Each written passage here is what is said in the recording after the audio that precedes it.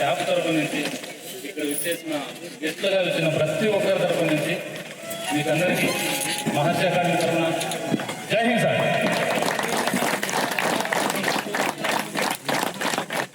అందరూ అనుకుంటారండి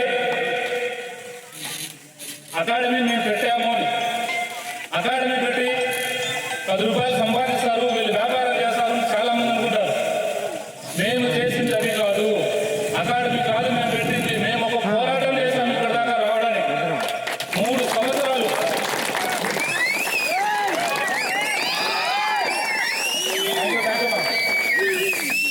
గర్వంగా చెప్పాలి. రాయచోటి డిస్టిక్ స్పెషల్ థ్యాంక్స్ చెప్పాలి. ఆయన ఇచ్చిన ఒక అవమానాన్ని ఒక స్టెప్గా తీసుకొని ఇక్కడికి వచ్చి ఈరోజు మహర్షి అకాడమీ మీకు సేవ చేసుకునే అవకాశం మాకు దొరికింది.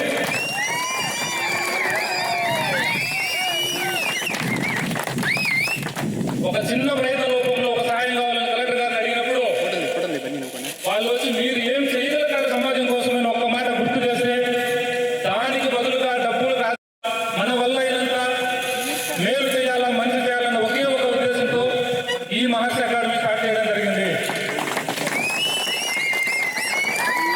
ఈ విషయంలో మహర్షి అకాడమీ స్టార్టింగ్లో ఉంటున్నాము అంటే మమ్మల్ని నమ్మి ఇక్కడ దాకా ఏ విద్యార్థులు అయితే మా దగ్గరికి వచ్చారో చాలా మంది 10,000 రూపాయలు ఫీజే కదా వీళ్ళు ఏం చేయగలుగుతారు అని ఆలోచించి వెనకడికి అయిన ఉన్నారు.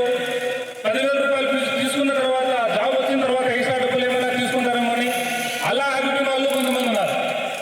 కేవలం ఇక్కడున్న నా విద్యార్థులకు మాత్రమే తెలుసు ఇక్కడున్న రియాలిటీ ఏమేమి.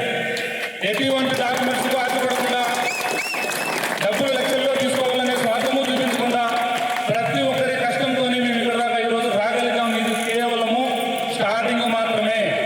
ఇప్పుడున్న 40 మందితో 400 మందిని జాబ్లోకి పంపించిన రోజు కూడా ఎటువంటి డబ్బులకు ఆశపడకుండా ఖచ్చితంగా నిస్వార్థంతో మేము మహర్షి అకాడమీలో సేవ చేస్తాము.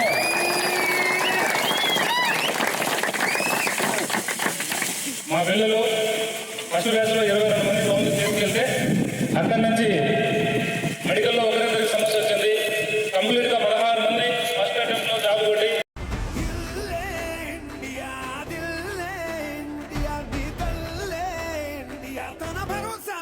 దేశం కొనక సేవక ఓ సైనిక